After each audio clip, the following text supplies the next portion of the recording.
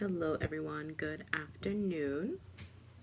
My name is Vaughn Marie Moniz. I am an event planner and owner of Lovely Events by Vaughn, where we help you keep calm, stay lovely, and party on. Today we're talking about how to prep yourself before building your wedding registry. So I have talked about wedding registries in the past, but this is more of what you do before you actually start building one. So before we get into that, let me go ahead and share this. First thing usually that people start thinking about after you get engaged is the wedding registry. So it's important, but if you're a couple that's already been living together, then it's not as important, because a lot of the things that you have at home you can still probably use, but it is a good way to upgrade your your sheets or your cookware and things like that. And then there's also all sorts of different types of registries. You don't always have to do the traditional department store registries, I guess. Sorry, I can't read this, but there we go. All right, so the first thing that you want to do before you actually build your registry is make a list. You can make a list of the things that you need, things that you feel like you can upgrade, anything like that. So it's kind of just like you're going to the grocery store. I make a very detailed list, and I even put the prices on the side, so I know if we're on a budget, I know how much I know I'm gonna spend. So and then I kind of I write out like the meals. I get really detailed. I write out the meals and it's pretty detailed. So kind of like the grocery store, when you make your grocery list, you want to build something like that. So it kind of gives you a heads up of what you should be scanning or clicking on the websites if you're doing an online registration. Which brings me to my next point, is your online versus in-person. So it's really up to you. Nowadays, you really don't have to choose. A lot of the items that you'll find in the store, you can also just purchase online. So, and vice versa. Online is a little bit harder. You just have to make sure that it is in stores, because a lot of guests will want to bring something to an engagement party or the wedding or anything like that. So you do have to make sure that it is available. If not, that's totally fine. But you can start an online registration and then finish it in the store if you'd like to. So that's one option. You want to choose your timing, and I don't mean like when to go to the store.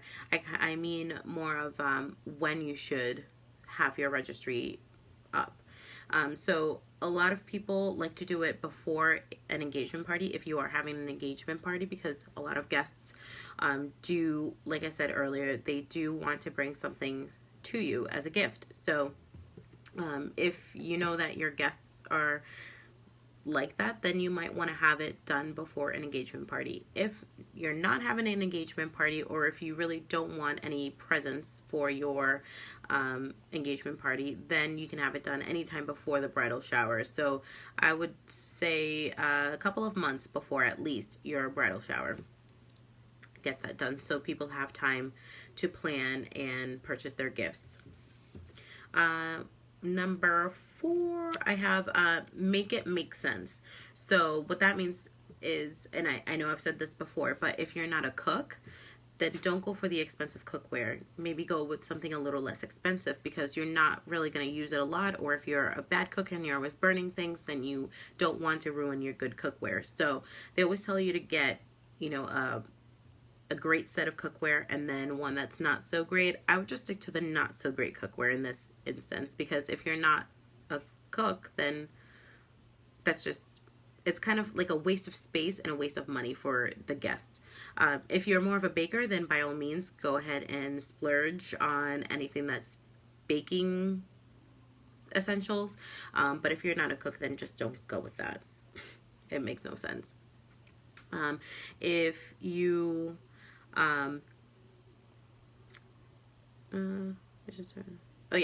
just register for things. Sorry, I lost my train of thought. Just register for things that you and your partner will use. So that's the basis of that. Number 5, look for perks and discounts, and that's certain retail stores will have a discount for you after your wedding. So it's like a completion program kind of thing. So some of them offer some discounts. So you want to do your research, see which one has the best discount, and just finish out your registry there. Some of them are like 15%, 20%. It all depends on the store. And then you also want to make sure that you check if there's like a dateline, dateline. No, I don't think that's what I mean. I'm so tired. There's a time. There's a date on there. Make sure that there is no date that you have to complete the registry by, because if you will lose out on that if it's past the due date. There we go. If it's past the due date, then you want to make sure that it is, you want to make sure that you don't lose that, because then all those gifts are, well, they're not gone, but you're not going to get a good discount on them.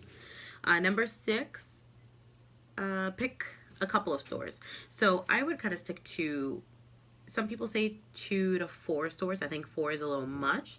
I would maybe stick to 2. So you can do this a couple of different ways. You can either just use different stores for certain things. So like you can use Bed Bath & Beyond just for bedding, or Target just for cookware, things like that. So stick to that. Or you can do it kind of like I think I only had one store. I think I just did Target, but we didn't really need much and blah blah blah.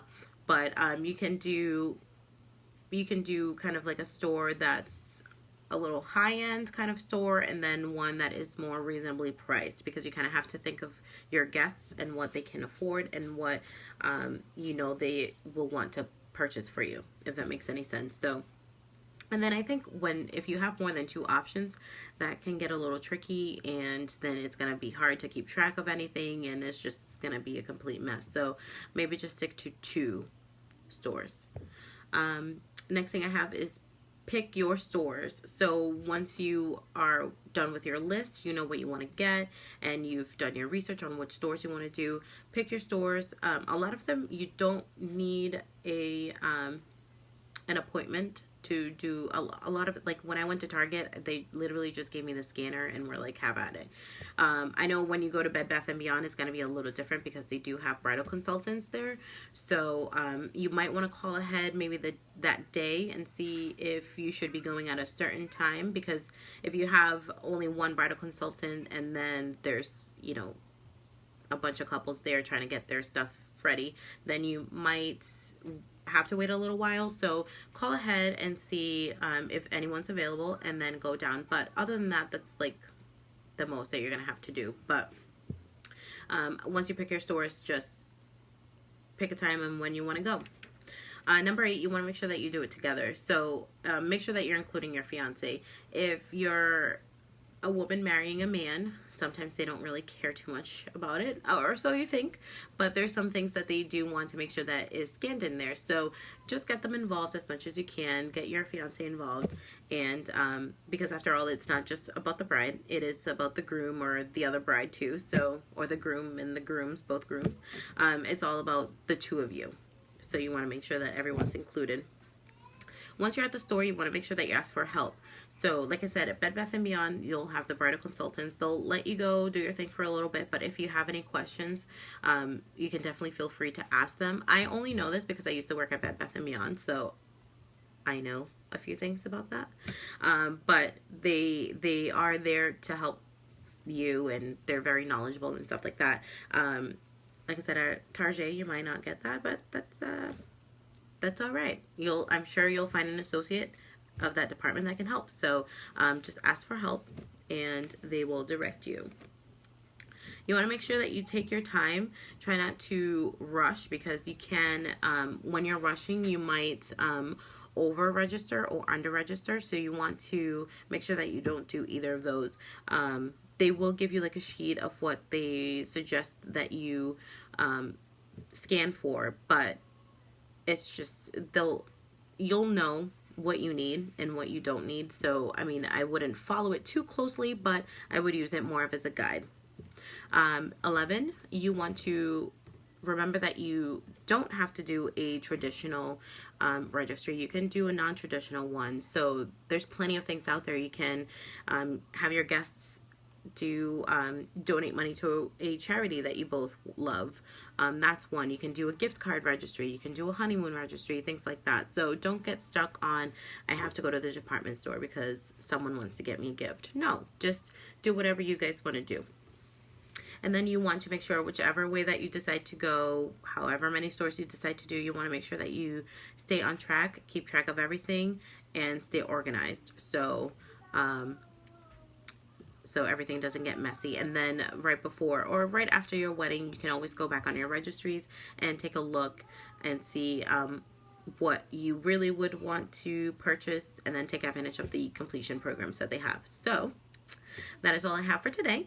If you have any tips, tricks, suggestions of your own, please let me know in the comment section below. Thank you so much for tuning in. I will see you guys on Monday. Enjoy the rest of your Friday.